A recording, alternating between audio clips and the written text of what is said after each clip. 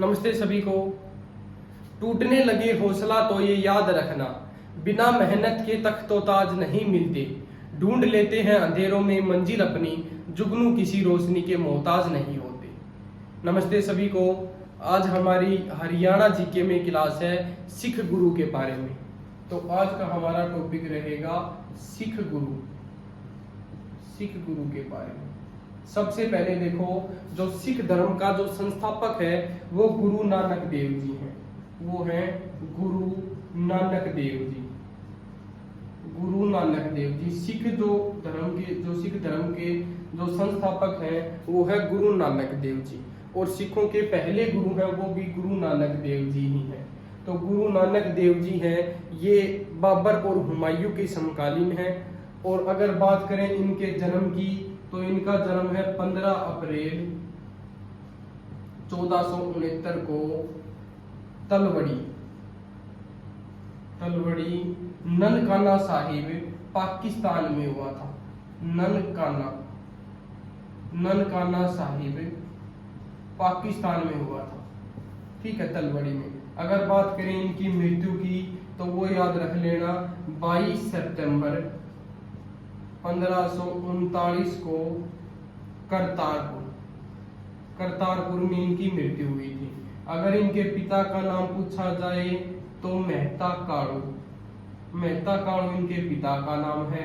और माता का नाम है तरकता देवी, इनकी माता का नाम है। इन्होंने लंगर है उसकी स्थापना की थी। जो निःशुल्क भोजनालय है लंगर, उसकी स्थापना किसने की थी? गुरु नानक देव जी ने की थी, ठीक है। एक तो है पंगत और एक है संगत। तो ये जो संगत है इसका तो मतलब धर्मशाला, और पंगत है इसको कहते हैं लंगर, ठीक है। तो इन दोनों की स्थापना किसने की थी? गुरु नानक देव जी ने की थी। ये चीज याद रख लेना। जो ये लंगर है, निःशुल्क भोजनालय है, ये लंगर है, इसकी स्थापना किसने की थी? गुरु नानक देव जी ने की थी। उसके बाद सिखों के दूसरे गुरु हैं गुरु अंगद। तो ये जो गुरु अंगद है, सिखों के दूसरे गुरु हैं गुरु अंगद। इनका प्रारंभिक नाम है वो है लहना इनका प्रारंभिक नाम है, ठीक है। और गुरु अंगद है वो गुरुमुखी लिपि जो है, गुरुमुखी लिपि का जो आरंभ किया था वो किसने किया था? गुरु अंगद ने किया था। गुरुमुखी लिपि का आरंभ किसने किया था?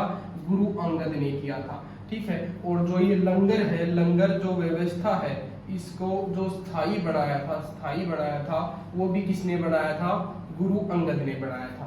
उसके बाद देखो, सिखों के जो तीसरे गुरु हैं गुरु अमरदास। वो कौन है?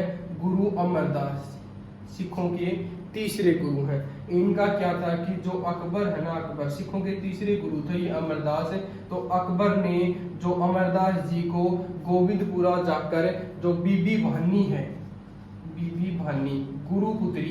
गुरुपुत्री बीबी भानी है, उनको कई गांवों की जमीन है वो भेंट की। कई गांवों की जमीन भेंट की किसने? अकबर ने की थी गोविंदपुरा जाकर, ठीक है। उसके बाद देखो, जो बीबी भानी है इनका पति था रामदास। तो जो सिखों के जो चौथे गुरु हुए हैं गुरु रामदास जी।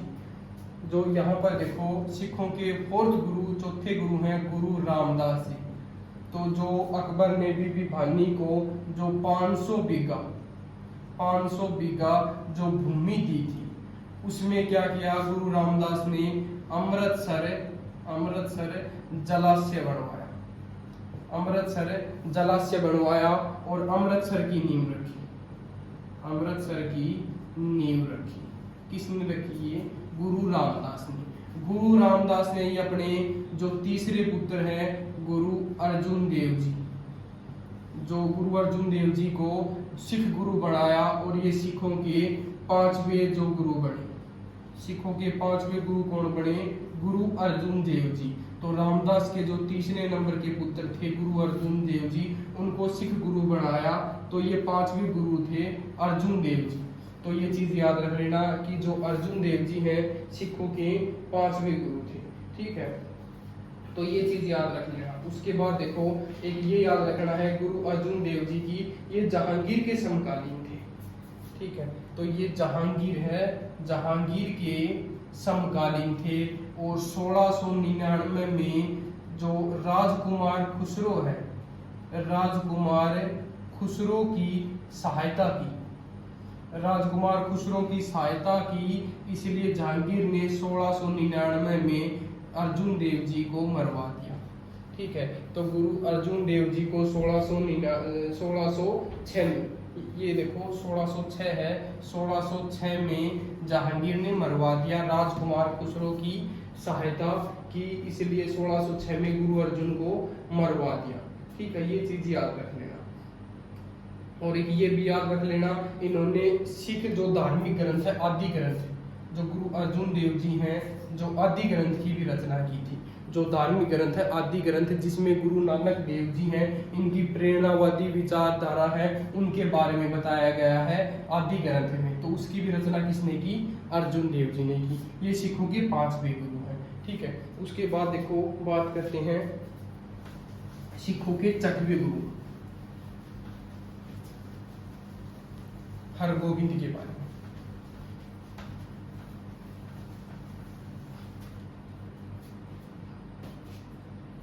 देखो सिखों के जो 6वें गुरु हैं हरगोविंद, हरगोविंद, हरगोविंद जी, इन्होंने अकाल तख्त की नींव रखी, अकाल तख्त की नींव रखी, जो हरगोविंद जी हैं उन्होंने। ठीक है, और ये जो हरगोविंद जी हैं, ये 2 तलवार लेकर गद्दी पर बैठते थे।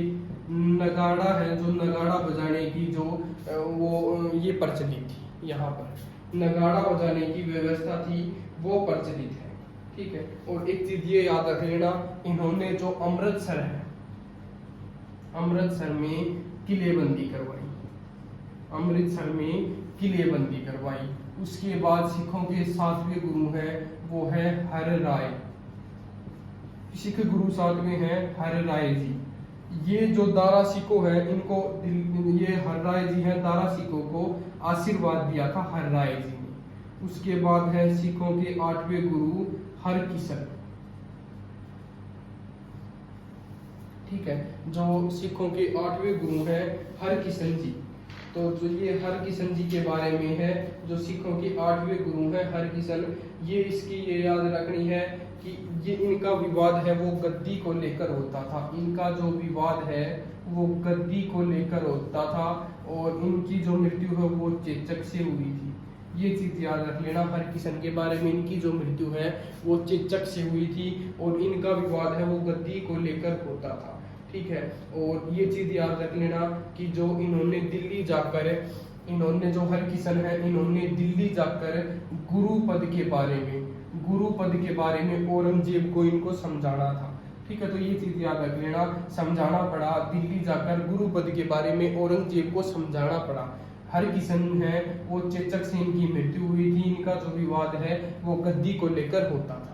ठीक है, उसके बाद एक चीज ये याद रख लेना, सिखों के 9वें गुरु हैं गुरु तेग बहादुर सिंह।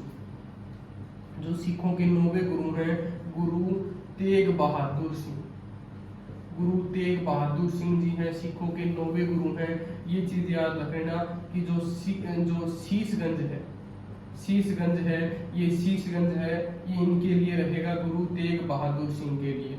तो ये जो इस्लाम धर्म कबूल नहीं करने के कारण शीशगंज है, ये करनाल में है, वहां पर औरंगजेब ने इनको मरवा दिया इस्लाम धर्म कबूल नहीं करने के कारण। उसके बाद सिखों के जो 10वें गुरु हैं गुरु गोविंद सिंह जी, गुरु गोविंद सिंह जी हैं, वो याद रख लेना, गुरु गोविंद सिंह जी हैं, सिखों के 10वें गुरु हैं गुरु गोविंद सिंह जी। जो खालसा पथ है, जो खालसा पथ है, जिसकी नींव किसने रखी थी, खालसा पथ की गुरु गोविंद सिंह जी ने रखी थी। खालसा पथ की नींव किसने रखी थी, गुरु गोविंद सिंह जी ने रखी थी खालसा पथ की नींव। 1699 में जो बैसाखी के दिन गोविंद सिंह जी ने खालसा पथ की नींव रखी थी। ठीक है, और ये चीज याद रख लेना कि जो 22 दिसंबर इनका अगर गोविंद सिंह जी, गुरु गोविंद सिंह जी सिखों के 10वें गुरु हैं, इनकी बात करें तो इनका जो जन्म है 22 दिसंबर 1666 को पटना बिहार में इनका जन्म हुआ था, और 1708 में इनकी मृत्यु हुई थी नांदेड़ महाराष्ट्र में। ठीक है, तो ये चीज़ याद रखने वाली है। जो सिखों का हमारा टॉपिक है वो कंप्लीट होता है, और धन्यवाद।